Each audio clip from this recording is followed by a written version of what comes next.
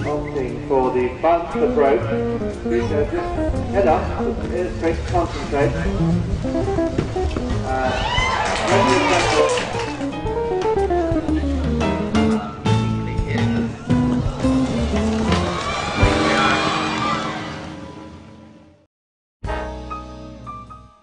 In our first story, we visit with a European horseman who is teaching sport horse breeders in America the secrets behind the success of the German and other European breeding programs. Ekkehard Brysch describes the work of the International Sporthorse Registry and a systematic approach to the selection of mares and stallions. The basic goal of the registry is to bring a procedure to the United States to produce top quality sport horses for the Olympic disciplines, which is mainly dressage, jumping and three-day eventing. That's what we what we use the term sport horse for. And this is not traditional breeding in the United States. Traditionally it comes from Europe. So 18 years ago we started to establish a system to guide breeding of these kind of horses here in North America. Basically the methodology bases on selection of stallions and mares for a breeding program. The term breeding means selective crossing of animals rather than just reproduction of animals, and that's basically what we do.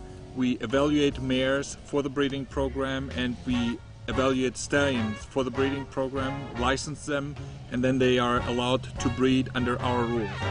The criteria are pretty much the same, even so the level of criteria is much stronger on the stallions.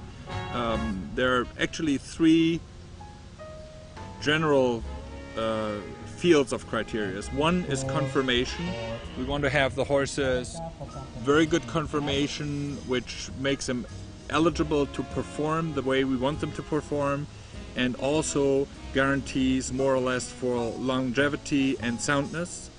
The second field, what we judge, is the quality of movements, or let's say the athletic ability for movements and jumping.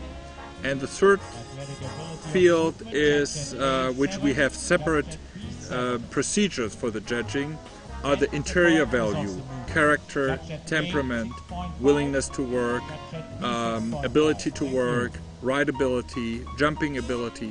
All these things are judged in, especially on stallions, in a separate program, the so-called 100-day stallion test. The 100-day test actually was developed about 160 years ago in Europe, when it was determined that stallions, since they reproduce themselves more often than mares do, need more a higher specification of selection.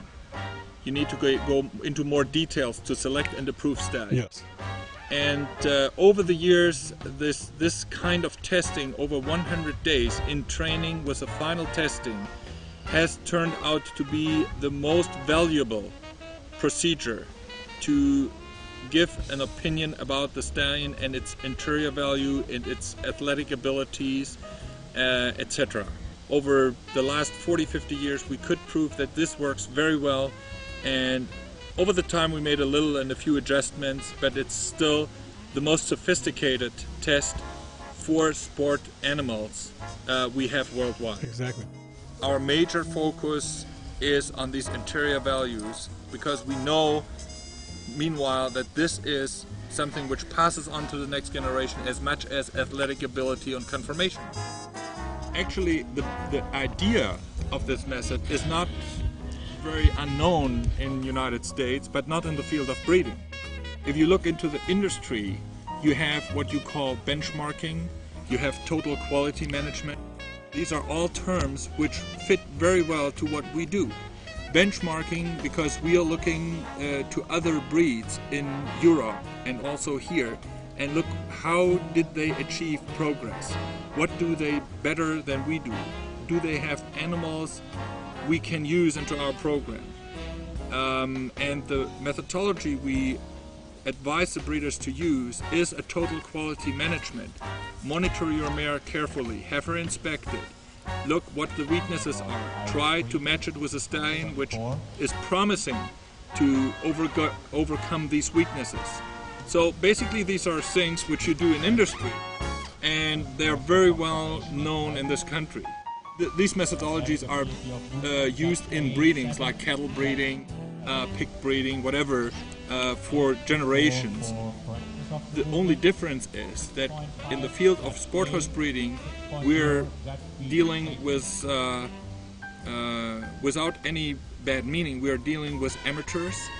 So we have to convince people that this method is what they need to achieve the state-of-the-art sport horse. It's still pretty surprising that, especially in the field of jumping, numerous trainers still do not really want to admit that breeding a successful horse works. There's still this thinking that you have to find the horse, you have to discover it.